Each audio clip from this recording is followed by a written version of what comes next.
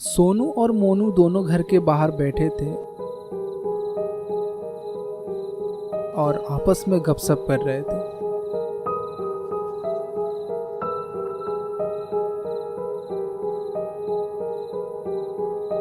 कुछ समय बाद गपशप करते करते सोनू मोनू से कहा, चलो बाहर से घूम कर आते। मोनू बोलता है, कहाँ चले इतनी रात को घूमने। सोनू बोला, चलो यहीं पास वाली सोसाइटी से घूम कर आते हैं। मोनू थोड़ी देर तक मना करता रहा कि मुझे बाहर नहीं जाना, लेकिन कुछ देर बाद सोनू के जोर देने पर मोनू बाहर जाने के लिए तैयार हो गया। सोनू बाहर जाने के लिए उठकर गाड़ी निकालने के लिए जाने लगा।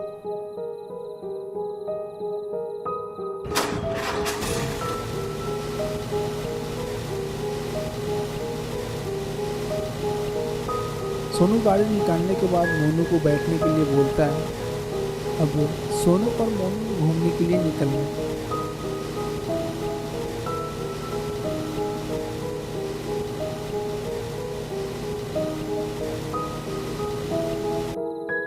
कुछ देर बाद उन्हें रास्ते में एक पुरानी बिल्डिंग नजर आई और ठीक उस बिल्डिंग के सामने एक बोर्ड लगा था जिस पे लिखा था, अंदर खतरा है। सोनू बिल्डिंग के सामने ही गाड़ी रोक दी। मोनू गुस्से में सोनू से पूछता है, तुमने यहाँ गाड़ी क्यों रोक दी। सोनू मोनू से बोलता है, मैंने अपने दादाजी से एक भूतहा बिल्डिंग की कहानी सुनी है जिसमें एक आदमखोर होता है जो लोगों को पकड़ के अपना भोजन बना लेता है। मोनू डरे हुए बोलता है, कहीं ये वही बिल्डिंग तो नहीं ना जिसके बारे में तुमने अपने दादाजी से कहानी सुना, क्योंकि इस बिल्डिंग के बारे में मैंने काफ़ी अफवाह सुना है। सोनू बोलता है, पता नहीं, चलो अंदर से देखकर आते हैं बिल्डिंग कैसा है और क्या सच में इस बिल्डिंग के अंदर आदमखोर रहता है या नहीं। मोनू बोलता है, नहीं, मुझे अंदर नहीं जाना, मुझे अंदर जाने से डर लग रहा है। सोनू बोलता है, डरने की कोई बात नहीं, मैं हूं ना तुम्हारे साथ, कुछ नहीं होगा, चलो फौरन अंदर से घूमकर आ जाते हैं। मोनू बोलता है, नहीं, तुम अंदर से घूमकर आ जाओ जब तक मैं बाहर खड़ा रहता हूँ। जब तक मोनू की नज़र उस बोर्ड पर पड़ा जिस पर लिखा था, अंदर खतरा है। मोनू सोनू से बोलता है, देखो वहाँ बोर्ड पर कुछ लिखा हुआ है। दोनों उस बोर्ड के करीब जाने लगे।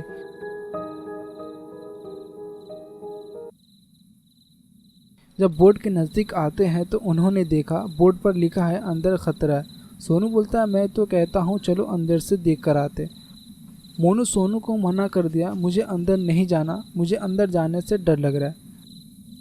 सोनू मोनू को एक नंबर का डरपोक बोलकर अंदर जाने लगा।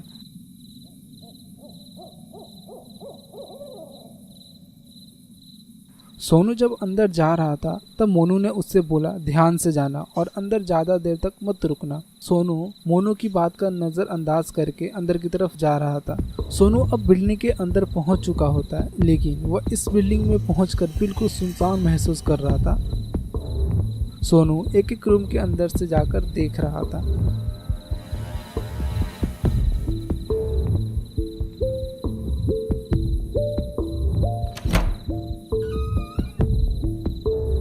सोनू को इस बिल्डिंग में कोई भी नज़र नहीं आ रहा था। बिल्डिंग पूरी तरह से सुनसान लग रहा था, लेकिन अचानक पीछे वाली रूम से किसी चीज़ की गिरने की आवाज़ आई।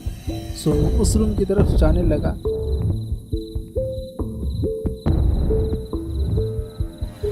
लेकिन वहां पहुंचकर देखा कोई भी नहीं है।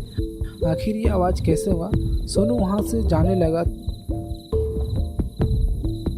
तभी उसे किसी की हलचल महसूस हुआ। उसने देखा एक लंबा सा उजले कपड़े में कोई बंधा हुआ है और वो बाहर निकलने की कोशिश कर रहा है। सोनू उसके करीब जाने से डर रहा था, लेकिन किसी तरह से सोनू दिल पे हाथ रखकर उसके पास पहुंच जाता है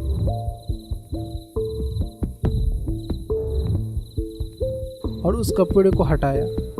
जैसे सोनू ने कपड़ा हटाया, देखा छोटा सा बच्चा है और वो बच्चा सोनू को देखकर रोने लगा और बोलने लगा, मुझे यहाँ से बाहर ले चलो वरना आदमखोर मुझे मारकर खा जाएगा। सोनू बोलता है, मुझे तो यहाँ कोई भी नहीं दिखा, क्या सच में इस बिल्डिंग में कोई आदमखोर है। बच्चा बोलता है, हाँ, यहाँ एक आदमखोर है जिसने मुझे यहाँ बांध कर रखा है और वो बाहर गए, अगर वो आ गया तो हम दोनों को मार देगा, हमें यहाँ से जल्दी भाग जाना चाहिए। सोनू बोलता है, डरो मत, हमें वो नहीं मार पाएगा, हम यहाँ से जिंदा निकल जाएंगे। सोनू को इस बिल्डिंग में गए हुए काफ़ी देर हो चुका था। बाहर मोनू था और वो सोनू का आने का इंतज़ार कर रहा था। तभी वहाँ से कोई आदमी गुजर रहा था।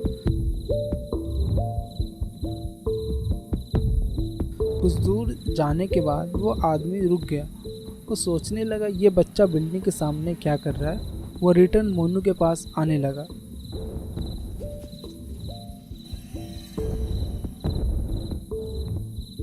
मोनू के करीब जाकर पूछता है, तुम यहाँ क्या कर रहे हो? इतनी रात हो चुकी है, जाओ अपने घर।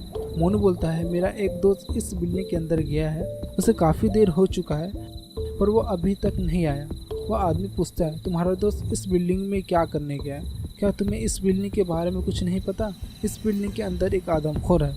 मोनू बोलता है, मुझे नहीं पता, लेकिन मेरा दोस्त इस बिल्डिंग के बारे में कुछ जानता था, वो यह जानने के लिए अंदर गया है। वो आदमी मोनू के पास रुक जाता है। वो मोनू से बोलता है, मैं यहाँ तब तक रुकता हूँ जब तक तुम्हारा दोस्त इस बिल्डिंग से बाहर नहीं आ जाता। अब दोनों सोनू को बाहर आ जाने तक इंतज़ार करने लगे। सोनू उस बच्चे से कहा, हम यहाँ से निकलेंगे, लेकिन मुझे पता करना है यहाँ तुम्हारे अलावा कोई और भी है कि नहीं। अगर कोई और यहाँ पर होगा तो हम उसे भी बचाकर बाहर ले जाएंगे। बच्चे ने कहा, हाँ ये ठीक रहेगा, हमें और भी रूम की तलाशी लेना होगा ताकि जो भी फंसा रहेगा उसे भी हम बचा सकते हैं। सोनू बोला, चलो हमें ये काम जल्दी करना होगा आदमखोरों के आने से पहले, वरना हम किसी को भी नहीं बचा सकते। सोनू उस बच्चे से नाम पूछा। बच्चे ने अपना नाम राहुल बताया। सोनू राहुल से बोलता है, तुम उस रूम की तरफ जाकर देखो और मैं आगे वाले रूम को देखता हूँ। दोनों अलग अलग होकर रूम की तलाशी लेने लगे।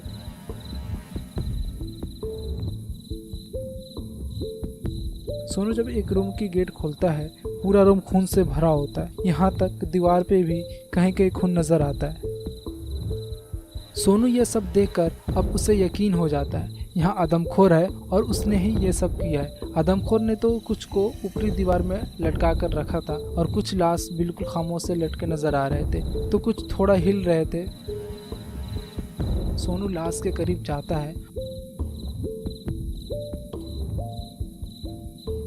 और उसे पकड़ने की कोशिश करता है, लेकिन ज़्यादा ऊंचाई होने के कारण सोनू उन लाश तक नहीं पहुंच पाता है। सोनू कुछ ढूंढने लगा। उन तक पहुंचने में सोनू को दीवार के कोने में एक लकड़ी का बॉक्स नज़र आता है। सोनू लकड़ी के बॉक्स की तरफ जाने लगा।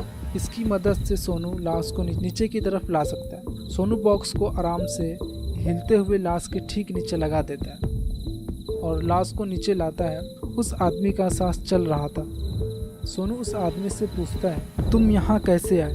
वो बोलने की कोशिश करता है जब तक उसकी जान निकल जाती है। सोनू लाश को साइड कर देता है जब तक राहुल भी आ जाता है।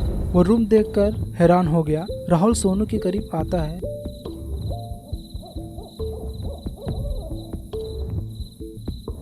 राहुल सोनू से बोलता है, मैंने 2 रूम की तलाशी ली लेकिन मुझे कोई भी नहीं दिखा, लेकिन यहाँ तो लाशों की ढेर पड़ी है।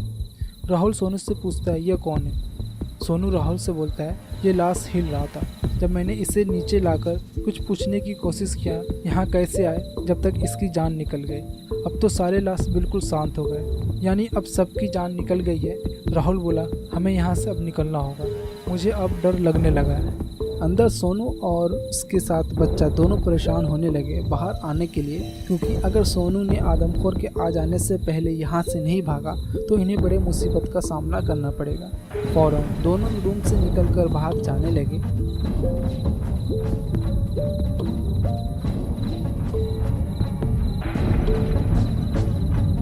ये लोग इस बात से बेखबर है आदमखोर फर्स्ट फ्लोर से ग्राउंड फ्लोर की तरफ आ रहा है।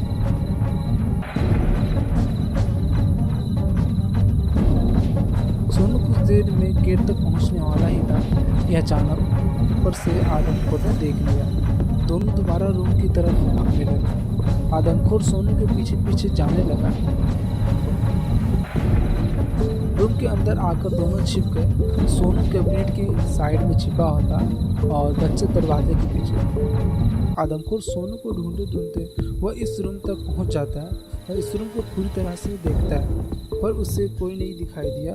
वो वापस दूसरे रूम की तरफ जाने लगा। सोनू छिपकर सब देख रहा था। वो सोचा, अब हम आदमखोर की नज़र से बच गए, यहाँ से हमें अब निकलना होगा।